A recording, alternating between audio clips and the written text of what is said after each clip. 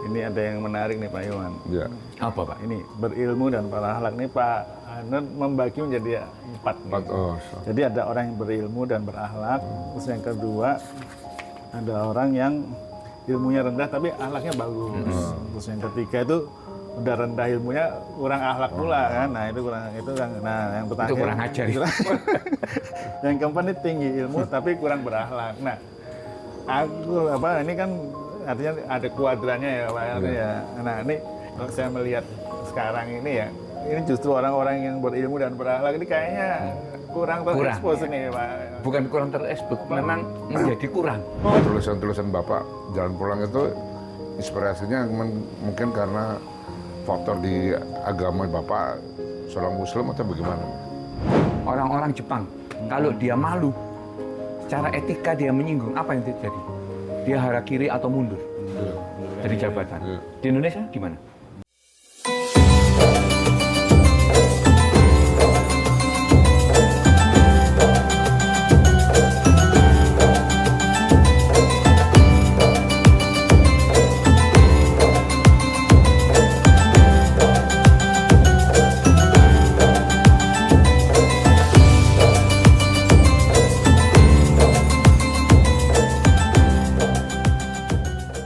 Iya. Halo, assalamualaikum warahmatullahi wabarakatuh. Waalaikumsalam. Selamat datang di MPC Time dengan yang inspiratif, motivatif, dan edukatif. Pada episode kali ini kita akan bersama-sama menggali lebih dalam buku yang penuh makna, Jalan Pulang, Renungan untuk Kalbu, karya Ainul Rafiq. Buku ini adalah sebuah perjalanan spiritual yang mengajak kita untuk merenungkan kembali makna kehidupan, iman, dan akhlak dalam menghadapi dunia yang penuh dengan tantangan.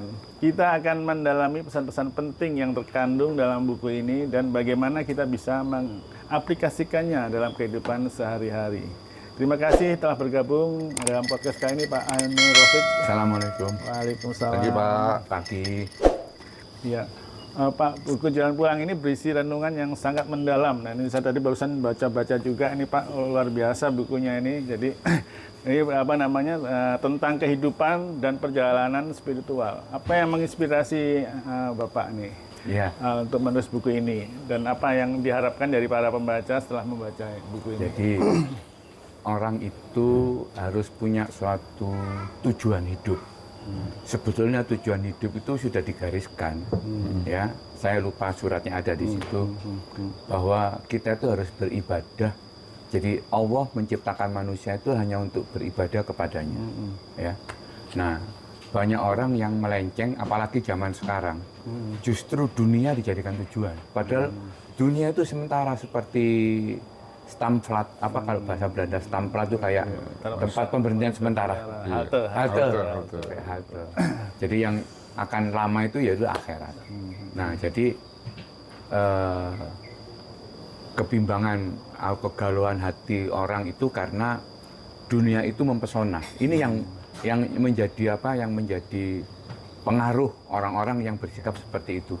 Makanya saya nulis ini mengingatkan kembali bahwa sebenarnya kita itu akan pulang. Kasan itu mati, bahwa semua orang akan mati karena semua yang bernyawa itu pasti mati. Itu ada di Ali Imran 185, yaitu semua yang bernyawa pasti mati. Tinggal kapan waktunya semua tidak tahu. Nanti saya akan berikan puisi yang terinspirasi dari tulisannya Ebit GAD. Masih ada waktu. Iya, betul. Iya. Nah, kira-kira itu Pak. Oke, baik. Nah, jadi di bagian awal buku ini Anda membahas tentang pentingnya iman dalam menghadapi kehidupan modern yang penuh dengan tantangan. Nah, menurut Anda ini yang menjadi tantangan terbesar nih apa yang dalam menentukan tujuan hidup? Ya, jadi ini contoh ya, saya kasih contoh. Ada seorang jual beli, ya. Orang itu beli tanah. Karena orang ini beriman, ketika tanah itu mau dicocok tanam, tahu ada emasnya. Jadi mengandung emas. Maka si orang ini karena beriman, datangi si penjual bahwa saya beli tanahmu bukan emasnya milikmu. Sama penjualnya juga beriman, dia bilang enggak, saya itu jual semuanya, termasuk emasnya saya. Pokoknya tanah itu saya jual. Saya juga nggak mau nerima. Mereka ribut, sama-sama beriman ini. Ribut, akhirnya datanglah ke hakim. Hakimnya juga orang yang beriman. Akhirnya hakim nanya gini, kamu punya anak laki-laki, kamu punya anak perempuan, udah kawinkan aja. Nanti biayanya untuk mereka. Akhirnya mereka bersedia semua. Jadi kan happy. Dan itulah sebetulnya iman dari Islam itu kayak gitu. Jadi pengaturannya kayak begitu. Begitu indah. Endingnya bagus sekali. Bagus. Indah sekali, ya. Endingnya bagus. Kalau sekarang kan royoan. Jadi kalau kita beli royoan orang yang jual, oh saya nggak jual itu, saya milik saya. Iya, semua pada pengen memiliki kalau sekarang kan. Jadi menurut Pak Ainur, iman itu bisa merubah perilaku seseorang ya Pak? Ya, betul sekali. Pasti itu Pak. Pasti. Ingat ketika Umar bin Khattab sebelum masuk Islam, apa yang terjadi? Anaknya perempuan dikubur hidup-hidup. Oh iya. Setelah dia masuk Islam berubah. Dia keras tapi lemah lembut. Jiwanya lemah lembut. Ya. Ada orang kekurangan dia datangi, dia bantu. Ada orang ingin melahirkan, dia manggil istrinya dia bantuin. Jadi hatinya lemah lembut setelah dia masuk Islam. Sama dengan Hansah, contoh di buku ini ada. Hansah seorang perempuan punya anak. Ketika saudaranya meninggal, dia meraung-raung seperti orang kegilaan. Ya, zaman dulu begitu. Tapi setelah dia masuk Islam berubah. Anak-anaknya yang masih kecil pun ikut berjuang menjadi pahlawan, mati syahid. Ada 4 orang anak disuruh berjuang. Jadi maksudnya iman itu karena masuk Islam atau kalau nggak Islam nggak beriman gitu Pak? Iya, kalau bukan orang Islam tentu kan kalau dari sisi keagamaan Islam ya bukan orang beriman. Makanya disebutkan di situ bahwa Islam itu menurut orang Islam ya, menurut ajaran Islam itu agama yang paling benar karena ini terakhir. Agama yang memperbaiki dari sebelum-sebelumnya itu.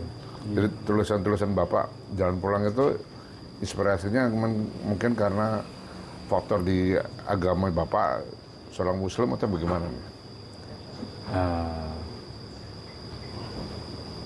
Agak repot juga ini. Gimana? Tanyanya sulit sekali ya. Jadi tulisan Bapak ini terinspirasi oleh agama atau terinspirasi oleh sesuatu yang ada dalam hati budaya atau di luar dari hati? Inspirasinya dari mana? Sebetulnya inspirasinya adalah ingin memberikan ingatan karena negeri ini orang sudah pada konsentrasinya udah bergeser ya, sudah tidak ke akhirat justru ke dunia. Jadi saya berikan ingatan bahwa menuju jalan pulang, karena pasti akan pulang. Nggak ada orang nggak mati itu, pasti mati. Tinggal kapan nggak tahu, itu ada di surat Luqman 34 itu, bahwa ada 5 hal yang kemenangan Allah itu hari kiamat, hujan, kemudian mati, di mana kita akan mati, kemudian ada 5 kok, apalagi 2 lagi. Terus hari esok juga nggak tahu, yang dalam kandungan isinya apa juga nggak tahu. Orang itu mau jadi apa juga nggak tahu. Kan nggak mungkin kita, ini bakal jadi enggak kan, mohon jadi anak yang baik kan begitu. Betul. Ya makanya saya jadi ingat itu hadis Rasulullah bahwa orang yang cerdas itu adalah orang yang selalu mengingat kematian. Iya. Ya betul ya. Iya. Jadi artinya dalam mengisi kehidupan ini kita nggak boleh lupa bahwa kita suatu saat akan mati. Betul, ya. Jadi ini ada satu cerita menarik Pak Dhani. Zulkarnain, yaitu Zulkarnain Agung itu kan Masedonia, waktu itu ya. Dia ingin keliling ke daerah-daerah. Dia nyuruh anak buahnya dulu keliling ke daerah itu. Anak buahnya kaget lihat orang itu kok makan rumput. Terus di rumahnya, depan rumahnya itu selalu dibangun kuburan. Dia datangi kepala sukunya, dia ngomong kepala sukunya, kamu sebaiknya ketemu Zulkarnain. Dia bilang, untuk apa saya ketemu? Kan kalau sekarang dipanggil presiden, siapa yang nggak mau kan pasti mau. Ya kan? Berebut malahan. Dia malah, untuk apa saya ketemu Zulkarnain? Apa untungnya saya? Dan apa untungnya dia nemui saya? Saya nggak mau gitu. Orang yang tegas kepala sukunya. Akhirnya dilaporkan ke Zulkarnain, ada masyarakat yang makan rumput, kepala sukunya saya panggil nggak mau. Udah saya datang. Zulkarnain datang, nemui kepala suku itu. Udah ketemu ngobrol, untuk apa kamu kesini? Nanyanya begitu, kamu kenapa makan rumput? Saya makan rumput menghindari saya makan maksiat, kata dia. Nggak mau anggota tubuh saya kemasukan barang maksiat. Saya makan rumput karena itu. Terus kenapa di rumah-rumahmu kok nggak ada emas perak? Adanya depannya kuburan semua. Iya, duduk sini, duduk. Terus dia merogoh, ngambil tengkorak, salah satu tengkorak, ngomong ke Zulkarnain. Kamu tahu ini adalah raja yang lalim. Dulu dia menekan rakyat ini. Kamu jangan kayak gini. Terus dimasukin. Ngambil lagi satu lagi. Kamu tahu ini raja yang adil. Ini yang harus kamu contoh. Sekarang kamu mau yang mana? Yang itu atau yang ini? Nangis langsung Zulkarnain. Nangis tidur ke kepala suku tadi sambil nangis terus ngomong. Kalau gitu kamu harus jadi teman saya, kamu bantu saya, kamu jadi menteri saya, nanti tak kasih kekuasaan. Apa yang jawabnya dia? Enggak mau. Kamu itu banyak musuh, saya nggak mau punya musuh. Saya itu teman saya banyak. Kalau saya bantu kamu maka saya akan jadi banyak musuh. Nggak mau. Jauh api dari panggang. Dia nolak. Kalau sekarang minta-minta. Nah, itulah bedanya. Jadi saya memberi ulasan-ulasan itu ngasih gambaran, ya. Jangan sampai terjadi karena harta royokan. Ada suatu organisasi karena tambang rame. Yang satu lurus, yang satu ini jadi rame, ya. Itu semuanya karena harta. Suami istri sama pasangan jadi cerai ya karena harta dan lain-lain, ya. Berawalnya dari kedudukan. Makanya kalau di Islam itu kita harus menghindari mendatangi orang yang mempunyai kedudukan. Kalau sekarang kan royoan, apalagi dipanggil. Nah, kalau perlu dicari ya. Ditarik. Di mana orangnya gitu. Tarik sama tali ya. Iya, iya. Nah, ini kadang-kadang kita juga suka terjebak juga nih, Pak. Iya. Terjebaknya begini. Jadi karena pengen mendekatkan diri ke akhirat, akhirnya dia meninggalkan kehidupan dunia. Kadang-kadang itu ada orang yang seperti itu. Padahal Islam tidak menganjurkan dunia seperti itu kan. Itu salah. Gimana tuh, Pak? Jadi harus ada satu keseimbangan. Jadi dunia itu harus diambil bagiannya dunia itu. Makanya nanti yang kemarin pernah dunia hanya di tangan, tidak di hati, yang pernah kita diskusikan itu. Jadi dunia itu ambil secukupnya sebagai bekal akhirat, bukan ditinggal. Jadi orang Islam itu justru harus menjadi orang-orang unggul bisa memanfaatkan dunia. Karena dunia ini jalan menuju ke akhirat. Nggak mungkin orang hidup tanpa dunia, kecuali orang lahir mati. Nah itu sekedar menghirup udara terus meninggal. Ini kan kita hidup nih, ya. Kita menjaga ekosistem, menjaga lahan, karena kita amanah sebagai khalifah. Nah, coba kejadian longsor di Sumatera, terutama yang di Sumatera Utara, itu yang banyak turun sama di Aceh itu apa? Kayu-kayu log yang sudah ada nomornya itu, yang sudah dinomerin ya, ya, bukan kayu jadi tebang roboh bukan, karena sudah ada nomor-nomornya dan sudah rapi. Jadi inilah kesalahan manusia membuat bukan membuat alam, Allah tidak suka, murka. Jadi sebetulnya kejadian-kejadian ini adalah bisa dianggap ujian, bisa juga dianggap ini azab karena kelakuan-kelakuan yang tidak Islami, ya. Melestarikan lingkungan itu ibadah, ibadah. Pak, tulisan Bapak ini kan kayaknya ini saya kalau baca-baca sambil minum ya. Iya, itu banyak mengutip dari Quran maupun hadis gitu kan. Nah, apa pemahaman apa yang akan diberi kepada masyarakat tentang kutipan-kutipan itu, Pak? Jadi orang Islam itu kan pertama kan ada rukun Islam. Salah satu dari rukun Islam itu adalah percaya akan Al-Quran, isi Al-Quran, ya. Percaya sama Rasul, ya. Rasul kan semua tindakan, semua ucapannya kan menjadi hadis, sunnah. Nah, jadi saya ingin mengembalikan bahwa ke rukun Islam. Jadi orang-orang kita kadang-kadang saya pernah lihat TV itu anak muda ditanya, rukun Islam ada berapa? Ada 7 kali ya? Kan ngawur. Kan berarti nggak ngerti. Jadi jauh dari agamanya. Padahal agama itu harus mendarah daging di dalam hati. Tentang rukun Islam, tentang syariat apa aja yang harus dikerjakan. Jadi tujuan saya dalam buku ini banyak kutipan ayat suci Al-Quran maupun hadis. Saya ingin mengembalikan ke sana. Bahwa dasar itu pakailah di situ, jangan pakai dasar dari otak sendiri. Itu pasti keliru nanti. Manusia itu sebetulnya terlahir lemah. An-Nisa 58 itu manusia itu lemah. Karena kelemahannya itu, maka kita harus tahu diri lah. Kalau saya sering usulkan itu, manusia sekarang itu harusnya sering makan tahu kediri. Kenapa tahu ke diri? Orang menjadi tahu diri. Tahu diri. Dirinya itu apa? Dirinya itu sebetulnya Ini nggak menyebut partai kan? Tahu enggak. Karena kuning warnanya itu. Enggak. Tahu Diri kan warnanya kuning. Enggak. Enggak, tahu diri itu ya tahu ke diri, tahu diri aja. Nah, tahu diri itu bahwa kita itu dulu berawal dibuat dari air. Dan tubuh kita itu hampir 70% air.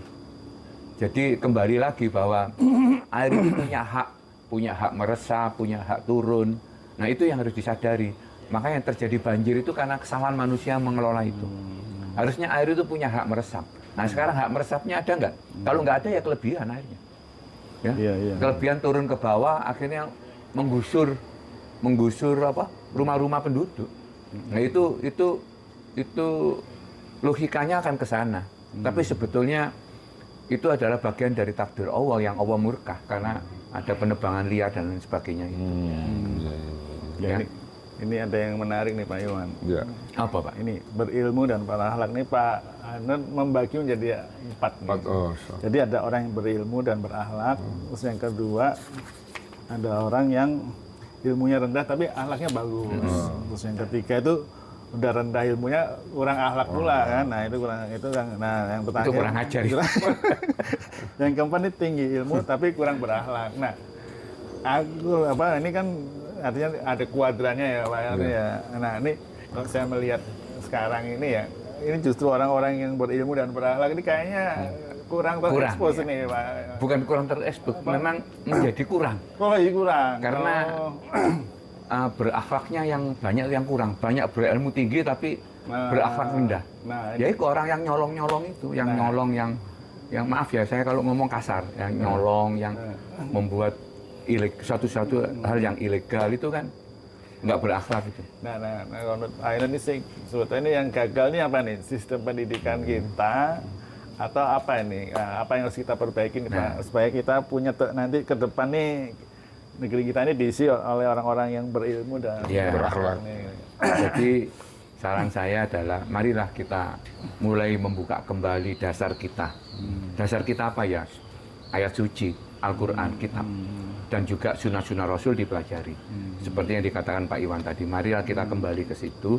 Dengan ke situ maka insya Allah kita akan menjadi orang yang berakhlak dan beriman. Ya. Kalau sudah menjadi orang berakhlak dan beriman, waktunya kita bisa mengelola sesuatu tempat. Sekarang banyak beberapa orang yang mengelola, kadang-kadang ngomongnya juga nggak karu-karuan, kita dengerin apa. Kadang-kadang kita nonton TV nggak tambah pusing. Bukan malah kita senang, tambah pusing. Nah itu menunjukkan berilmu tapi nggak berakhlak, kurang akhlaknya. Padahal agama itu kan lahir karena akhlak ya, maksudnya untuk memenuhi akhlak kan. Jadi gini, kan? ya, jadi begini Pak, peradaban, ya. Peradaban, terus ada agama, kemudian ada negara, nah terus ada sekularisme, kapitalisme, memisahkan antara negara dan agama, ya kan dipisah. Bagi orang Islam itu tidak ada dipisah, jadi satu agama sama negara itu. Kalau agama dipisah sama negara, orang akan menjadi individualisme. Nah apa yang terjadi sekarang di Barat? Ingat di Barat itu waktu sekularisme muncul itu pertama kali itu untuk menjatuhkan Prancis, revolusi Prancis itu ya. Tapi sekarang ini diantemkan untuk Islam, ya. Makanya sekarang di Indonesia pun sudah mulai mendekati karena antara agama, pelajaran agama di anak-anak sekolah kan ada nggak? Nggak ada, dikurangi. Porsinya sedikit. Padahal itu harusnya porsinya banyak. Jadi saya terus terang saya tidak menerima. Pelajaran budi pekerti waktu saya SD itu dominan. Sekarang ini minim. Ya, minim. Jadi orang-orang sekarang itu pintar secara akademis tapi nggak ada akhlaknya. Kurang ya. Nah, justru itu yang digarap. Sekarang jadi, mungkin nggak budi pekerti ya, budi ngerti gitu kira-kira. Budi ngerti ya.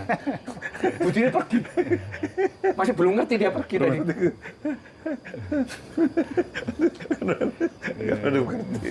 Budinya lagi pergi ke Cirebon. Jadi sebetulnya irisannya tipis gak sih Pak antara intelektual, ilmu kan, sama akhlak. Nah, itu kan biasanya kalau intelektual tinggi, dia paham tentang budaya, tentang kemasyarakatan. Nah, harusnya dia secara itu akalnya bagus gitu. Jadi gini, Pak. Irisannya gimana tuh, Pak? Irisannya adalah orang yang berintelektual tinggi belum tentu berakhlak tinggi. Ya. Padahal karena apa? Karena hati seseorang itu dibolak-balik. Oh. Dibolak-balik oleh Allah, kan ada ayatnya Iya. dibolak-balik bahwa orang itu kadang benar, kadang salah, maksiat. Nah, mayoritas sekarang itu yang menjadi tujuan utama, yang jadi fokus itu adalah dunia, harta. Jadi orang royoan jabatan karena harta. Orang royoan menjadi kepala daerah karena harta. Makanya dia pakai baju oranye. Gitu. Itu banyak sekali. 300 lebih itu mulai dari kepala daerah tingkat 1 sampai tingkat 2, ya kan? Loh, kok nggak kapok sekarang masih ada yang kena? Yang baru-baru ini Ponorogo terus Riau gubernur ya. Dan kalau masih begitu akan terkena lagi pasti. Kalau dia ingin jadi pejabat tapi dia begitu akan. Nah, ini juga penyebab. Karena untuk menjadi kepala daerah itu uang yang dijadikan modal itu besar sekali, ya bisa sampai, pernah teman saya tanya habis berapa, habis 40 M coba. Kalau saya mikir, kalau saya diusahakan Mas, kita belikan tanah berapa banyak, belikan pabrik jadi berapa pabrik, Bisa ngidupin berapa karyawan? berapa karyawan, ribuan karyawan. Ya. Nah, akhirnya orang-orang yang begitu ya akhirnya pakai baju oranye. Karena ingin mengembalikan Sebetulnya uangnya. dia mau tahta itu, Ya, itu karena harta atau karena memang pengen kesohor? mayoritas karena harta. Oh, oke. Jadi mindsetnya memang apa ya, mau kaya ya, mau kaya gitu ya. Itu yang salah. Seharusnya tahta itu dipergunakan sebagai bekal akhirat, yaitu dia melayani rakyat. Sekarang lihat aja, apakah orang yang ada di tahta itu melayani rakyat enggak? Kan gampang. Ya kan? Iya. Mereka melayani atau tidak? Ya tentu ada yang melayani, ada juga yang tidak. Tinggal berapa persen yang tidak, berapa persen yang iya. Iya, Gitu. betul. Jadi pelayan rakyat itu amanahnya besar. Dan itu harus dipertanggungjawabkan tidak hanya di dunia, di akhirat juga. Jadi buku Bapak Jalan Pulang itu ada misi Bapak mau jelaskan kepada masyarakat, juga mendidik masyarakat bahwa iman itu segala-galanya, akhlak itu segala-galanya. Iya, iya. Jadi sebetulnya antara akhlak dengan etika, coba lihat ya, yang mudah aja.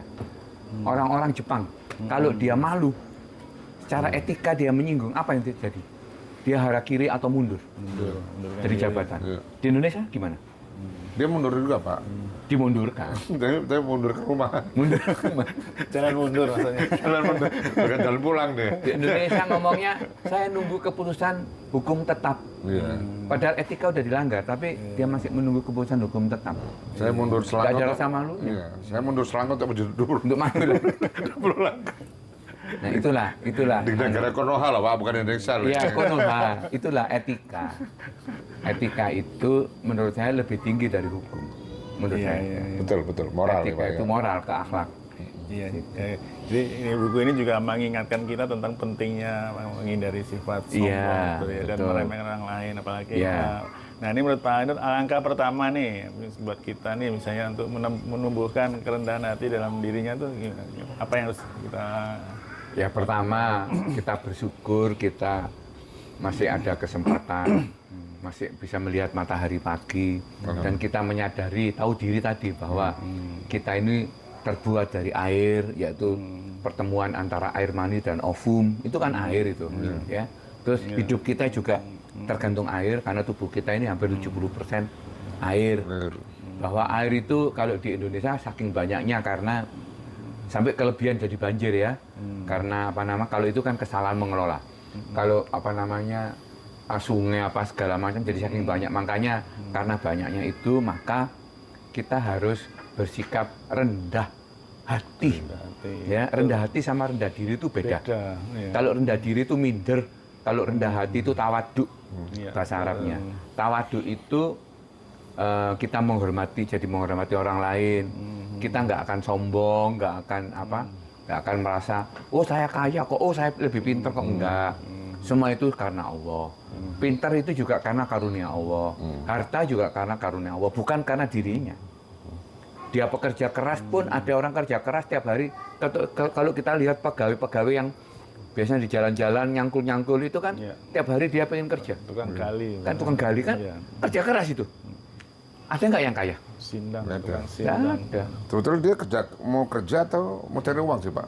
Orang Nah, tadi jadi kalau bagi orang Islam itu rezeki itu sudah ditentukan oleh Allah.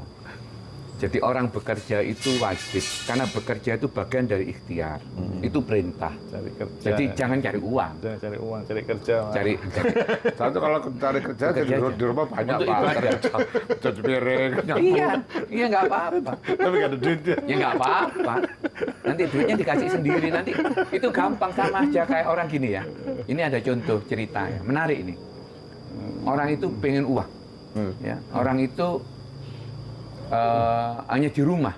Tahu-tahu dia ada tamu tetangganya. Minta tolong ke dia. Mas, aku tolong ya. Aku mau pindah rumahku ditawarkan. Kalau ada orang yang nyari ya, rumah saya luasnya 100 meter. Oh iya. Nanti kalau kejual kamu tak kasih. Oh iya. Sudah. Lama berapa hari ada orang bertamu lagi orang dari jauh. Temennya dia tanya lagi. Mas, ada nggak rumah di sini yang dijual? Kamu nyari yang berapa? Yang 100 meter. Oh ada ini. Akhirnya jadi.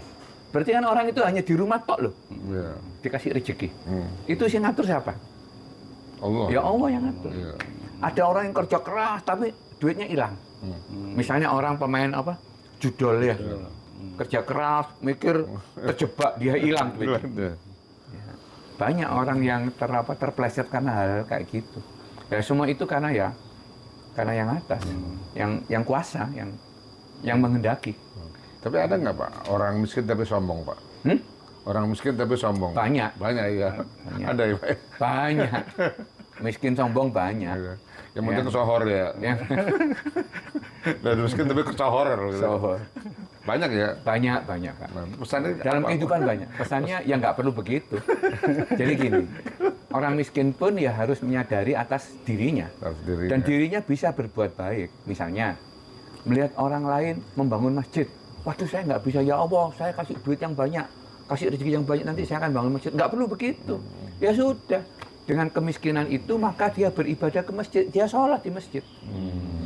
Berbuat seadanya. Nggak perlu dia harus kayak orang kaya tadi. Karena orang kaya tadi ya bisa jadi dermawan bangun masjid. Kan beda, tapi kan salurannya kan hakikatnya sama-sama beribadah. Salurannya aja Kayak gitu. beda.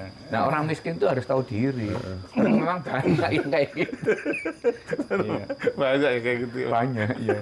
Nah ini Pak Ainur, terkait menulis ini saya berarti ini tulisannya Pak Ainur kan ini arahnya lebih ke spiritualitas Iya, ini ya. betul. Nah, apakah memang dari dulu Pak Ainur memang mendalami penulisan tentang spiritualitas atau memang baru-baru aja ini proses menjadi penulis ini? Jadi, apa yang mendorong Pak? Kalau dari dulu saya itu sekolah di Gresik, mulai dari SD sampai SMA.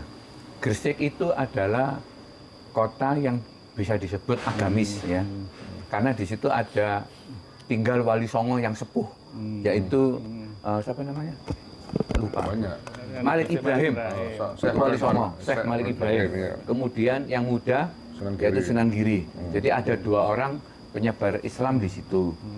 Dan Gresik ini kota pesisir, jadi dulu ada pelabuhan yang langsung ya, sehingga otomatis secara nggak langsung kehidupan saya, dan saya sekolahnya di madrasah waktu SD, SMP, SMA negeri. Nah jadi otomatis terpengaruh, kebawa situasi. Jadi kalau menulis ini saya tidak tahu ini karunia Allah, karena saya juga nggak sekolah menulis, tapi Allah memberi kemampuan untuk itu. Nah, semua itu karena Allah.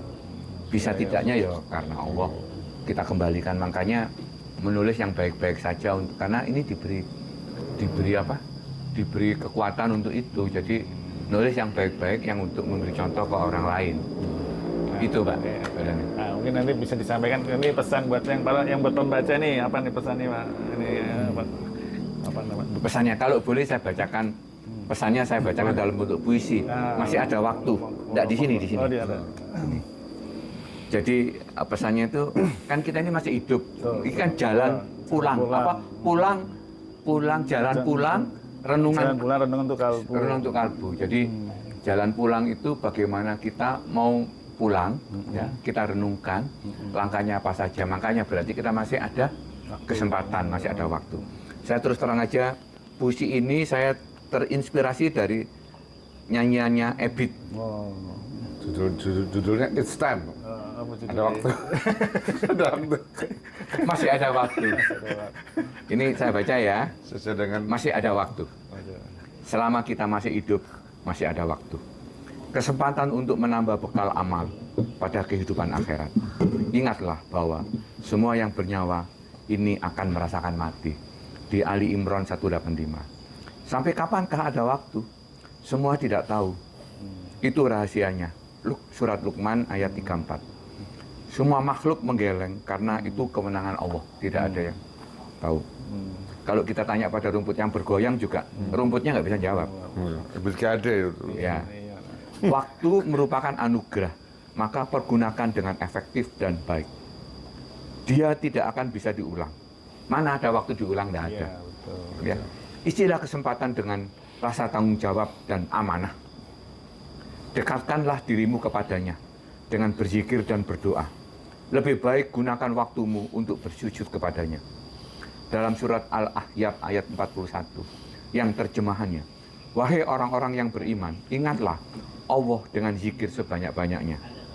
Engkau masih bisa melihat matahari pagi besok. Tidak tahu apakah engkau masih bisa melihat apa tidak. Artinya engkau bisa juga menghadap kepadanya.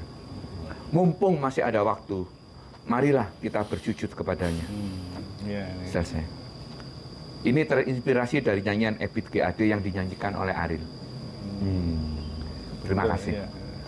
Iya, waduh, warna tersentuh sekali kita hari ini ya. Luar biasa nih. Ini menceritakan sih sebetulnya menceritakan perjalanan kita nih Pak Iwan. Betul, Selama betul, kita betul.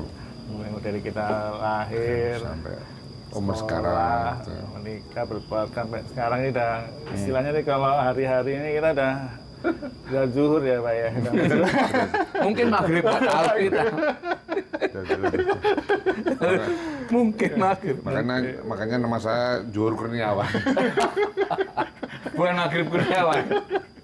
Iya baik, terima kasih Pak Iner atas apa namanya Terima kasih kembali. bincang-bincang kita hari ini, Sama menarik beda sekali bukunya. ini, bukunya menarik sekali dan menginspirasi kita ya, Iya, supaya kita betul. apa namanya introspeksi juga buat kita. Lebih beriman dan berakhlak. Oke baik teman-teman semua, jangan lupa share, like dan subscribe. Sampai ketemu lagi di channel MPC berikutnya. Assalamualaikum warahmatullahi wabarakatuh. Waalaikumsalam. Waalaikumsalam.